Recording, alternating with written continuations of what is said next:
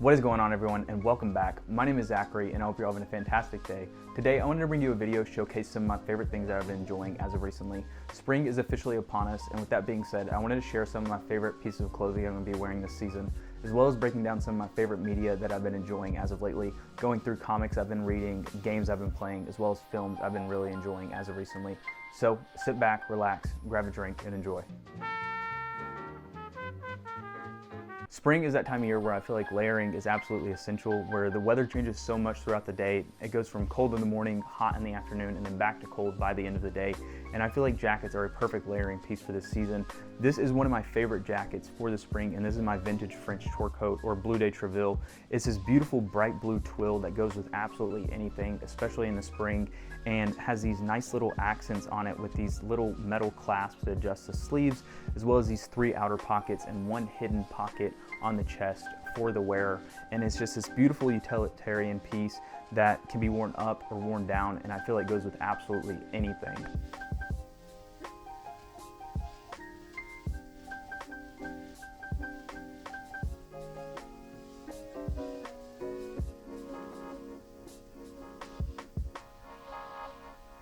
The next jacket I have here is one of my absolute favorites, and this was a thrift store find actually. I found this for a couple dollars, and this is my vintage Lee Ryder trucker jacket. It features this beautiful fade on a black denim canvas and has this cool little embroidery for the original wearer of the jacket for BASF, so I guess whoever was the owner of this jacket worked for the company. It's a German chemical company, interestingly enough, and it features this insane hardware with all metal buttons, has 2 top pockets and then 2 bottom pockets for you, as well as adjustable side tabs to adjust the hem. And then it just has the perfect crop for on-body wear. I feel like this jacket was just made for me, and I just can't get enough of it.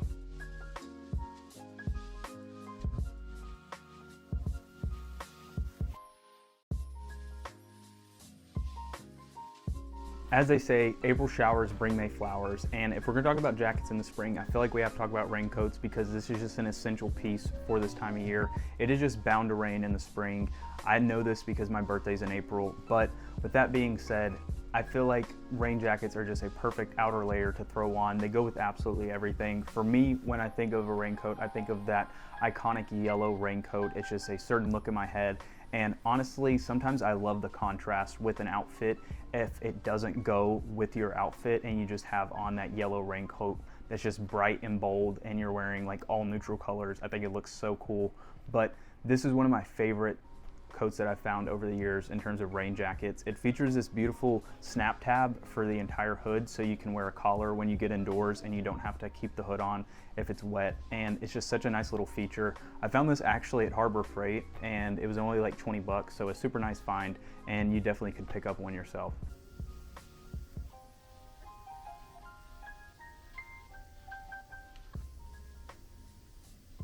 If you know anything about me, I'm a huge fan of graphic tees, and over the past year I've got really into finding and collecting vintage gaming tees, and I feel like this is a really cool way to express my sense of fashion and some of the games that have inspired my fashion style the most. And here I have my vintage Halo 3 Master Chief promo tee. This is one of my favorite graphics that I own, and it features this all over print of Master Chief holding the assault rifle and a little Halo 3 logo in the bottom right corner. And I just think this is such a sick tee. This was actually the first one that I managed to pick up whenever I started getting into finding and collecting vintage gaming tees, but I just love this shirt, cannot get enough of it.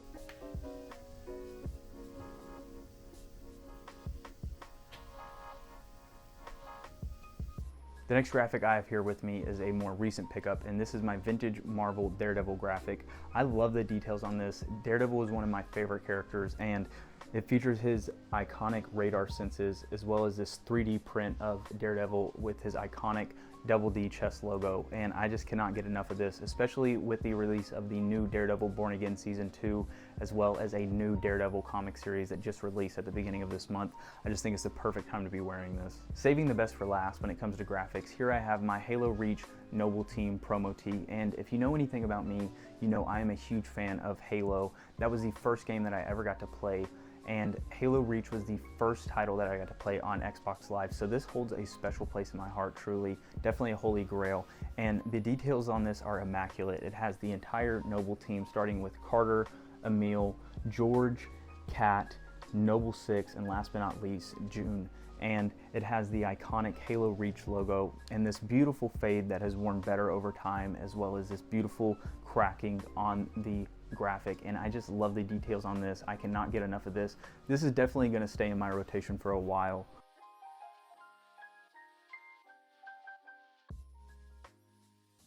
Some of my favorite pairs of pants that I've been enjoying as of recently are premium clothing company Shibuya trousers, and the details on these are absolutely amazing. These feature a 10-ounce pinstripe denim as well as a double pleat design and an ultra-wide silhouette, and I just cannot get enough of these this spring and summer.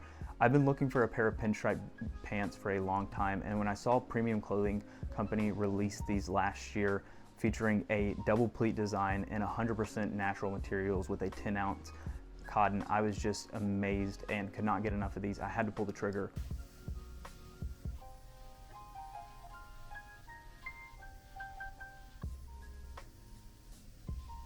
When it comes to denim, the iconic look in my head is the Levi's 501 and 505 line, and here I have a pair of vintage Levi's 505s, and this is one of my favorite pairs because whenever I picked these up a few years ago, they did not look like this at all, and that's something I really like about the Levi's 505s is that they look better over time. With every wash and wear, they fade so nicely and so uniquely to every wearer, and that's something I really appreciate about the Levi's 501 and 505 line is that it's meant to be worn for a long period of time. It's something that if you want to get fades on this pair of pants, you have to wear them intentionally and earn that, and that's something I really like about this. And the details on these are absolutely immaculate, as well as the design quality on these, because I've had these for about 4 or 5 years now and just have no complaints. They've worn so well over time.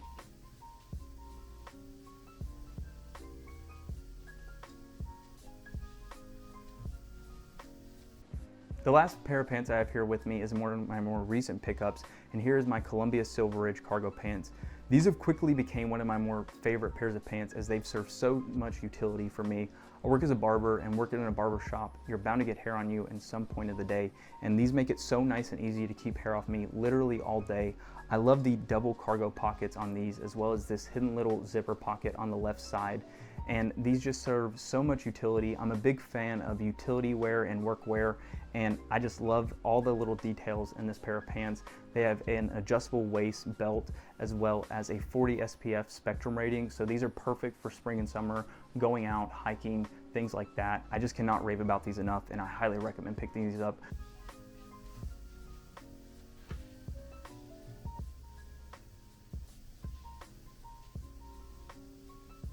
Transitioning over to media, there is a lot of comics that I have been enjoying as of recently, but the first of which I wanted to talk about is Daredevil by Charles Soule and Ron Garney.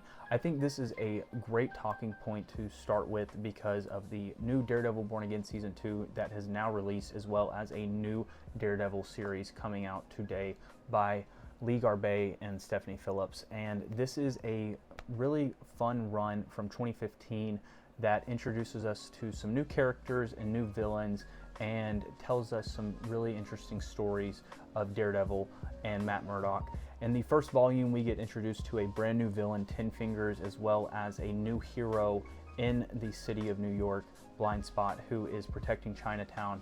And he is just learning the ropes and new on the scene, and Daredevil sees this and takes a liking to him and ends up becoming a mentor to Blind Spot. And they are trying to take down Ten Fingers in this first trade volume, and Ten Fingers has started this religious cult and trying to introduce and induct new members to this cult and give them some of his powers. And we learn that he's taken his powers from the Hand, and the Hand are after Ten Fingers, and Daredevil must stop the Hand from taking Ten Fingers and his cult down, but also trying to take down Ten Fingers. And it becomes this really interesting dilemma that Daredevil and Blind Spot are thrown into, and I think this is just a really fun jumping on point for new readers if you're trying to get into Daredevil comics, especially with these new series coming out. And if you were a fan of the first season of Daredevil Born Again and really enjoyed the character Muse, the villain, this is the first appearance of Muse is in Daredevil by Charles Soule and Ron Garney. I think this is a really good creative team. Ron Garney's art style in this is just so gritty and noir-esque, and I just love every single panel that I read from him. I think the way that he tells stories cinematically with his art style is just phenomenal. I'll show you some more examples here, but it is just amazing. You can get the entire run from Charles Soule and Ron Garney for roughly $75 because there's 3 volumes and they're about 25 bucks a piece. So it's honestly not a bad deal at all for the amount of amazing stories that you're getting in this. A comic series I've been thoroughly enjoying ever since I got into comics is Absolute Batman by Scott Snyder and Nick Dragotta. This is an amazing story in the Absolute universe, a alternate universe with the DC characters you may know and love the most. And Absolute Batman is a wild new telling and alternate reality of Batman, the character you may know and love the most when it comes to superheroes.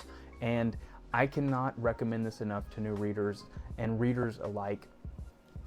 Scott Snyder takes this origin story of Batman and gives us a new retelling of the origin where Bruce experienced his father, a school teacher, die at the hands of gun violence as a young child, and now without the limitless resources, the limitless wealth, the butler, the cave, he has absolutely nothing, and this has changed the trajectory of his life. We will see Bruce Wayne and Batman go through trials and tribulations along the way as he becomes absolute Batman. And I cannot express to you enough how amazing this series has been so far. I love Nick Dragotta's art style. It is absolutely phenomenal and is action-packed throughout. As I can show you here, I just think Nick Dragotta and Scott Snyder work so well together. They are just a perfect duo, and this has been such an amazing comic series and absolutely one of my favorites, no pun intended. A comic series I've been really enjoying as of recently and has quickly become one of my favorites is East of West by Jonathan Hickman and Nick Dragotta. Jonathan Hickman and Nick Dragotta tell the story of East of West as a post-apocalyptic sci-fi western where the 4 horsemen of the apocalypse roam the earth, signaling the end times of humanity, and the hope for humanity lies in death, one of the horsemen of the apocalypse. I would say if you're a fan of things like Dune, Blade Runner, Mad Max, or even Fallout, I think you will really enjoy this story and it might just be for you. Jonathan Hickman does an amazing job telling this story with amazing pacing, world building, dialogue, and storytelling throughout. And Nick Dragotta works in tandem with him. Someone I just mentioned working on Absolute Batman is the artist in that, with the world building and art style in this as well. I just love the action sequences that he has, but also the way that he's able to narrate these stories with his art style in this beautiful cinematic sequences while Jonathan Hickman is telling us this interesting dialogue throughout. I cannot recommend this story enough to new readers or fans of sci-fi westerns alike. I think you will really enjoy this story. Transitioning over from comics, the next piece of media that I have been thoroughly enjoying as of recently is Bungie's newest game, and that is Marathon. These are the creators of Halo and Destiny, so if you know me, you know I had to pick this up when this came out. And Bungie released Marathon, a player versus environment extraction shooter set on Tau Ceti 4, a far distant solar system, in a colony mission called the UESC Marathon. And different corporations are now in charge on this colony mission, and you are a runner, which is a cyber synthetic being that works for these different corporations and tries to figure out different pieces of information for them on this colony mission, as well as finding different valuable items for them along the way. And as you work for these different corporations, you get told this story of Marathon in bits and pieces and find out why you're here along the way, and in this really interesting story.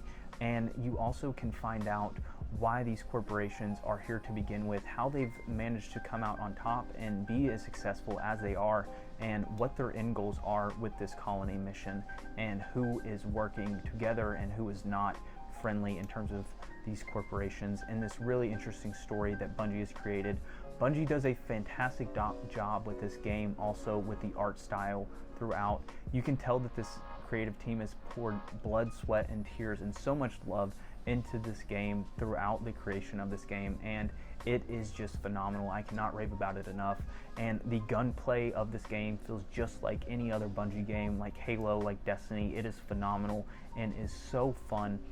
I cannot rave enough about this game. I have just been playing a ton of it ever since it released and have been very much enjoying the story of Marathon, as well as getting to play this game and enjoy the first-person shooter elements and extraction shooter elements of this game.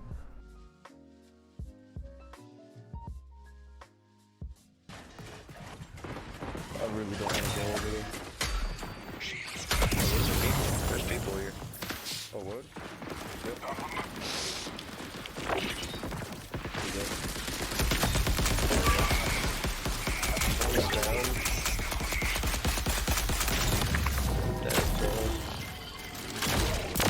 Watch out.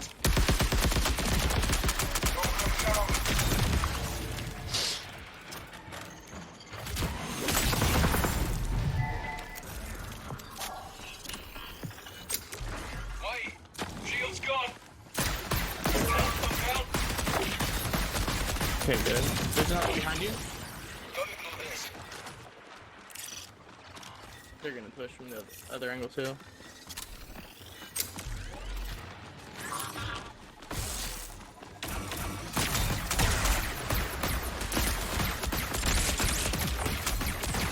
Nice. That's the sniper dead. And you're sprinting. Nice, dude. For you or why? You just put everybody.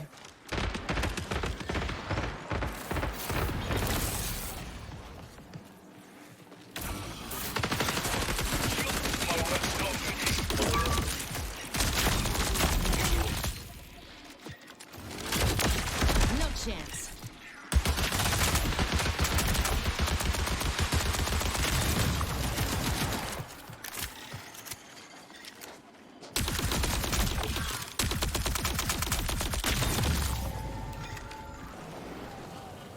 Somebody just died to our northeast. Spotted a runner. Check it out.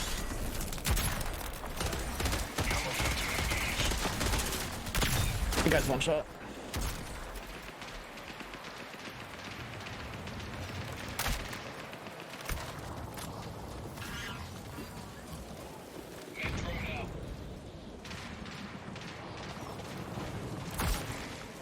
Yeah, they're gonna look the heck vicious. Just be careful. You got trouble. Back here. Runner here. Another knock. Nice shot. That's 3 dead. The last piece of media I wanted to talk about today is films that I've been really enjoying as of recently, and one film that I hold near and dear to my heart is Alien by Ridley Scott. I think the reason I love this film so much is because Ridley Scott brought on H.R. Geiger to create all of the set designs as well as the concept art for all the alien and alien life forms in this film, and he had someone else work on all of the human set designs as well as the concept art for the human side. And it works in tandem in this movie, as you can see the contrast between the humans and the aliens in this movie so well, and this really interesting sci-fi horror movie. And I just think that is one of the reasons I love this movie so much. H.R. Geiger's art style in this movie is so interesting, as he worked on the Necronomicon, a book many years before this film ever came out, and that is what inspired Ridley Scott to create the alien in the first place. He had no idea what the alien was going to look like when he first started creating this movie. And I think that's such an interesting part, is how he took so many design elements from H.R. Geiger and even had Geiger come on to the movie to help him make this movie into life. And that is what I think makes me love this movie so much. That is everything that I've been enjoying as of recently. I know that I mentioned in a recent video that I want to try to incorporate all my favorite interests into my videos and share them with you all, and I think this was a perfect way to do that. So I hope you enjoyed. Let me know in the comments down below. We will be back next week for New Comic Book Day, and I hope you all have an amazing weekend. Spend some time with some loved ones, spend some time with yourself.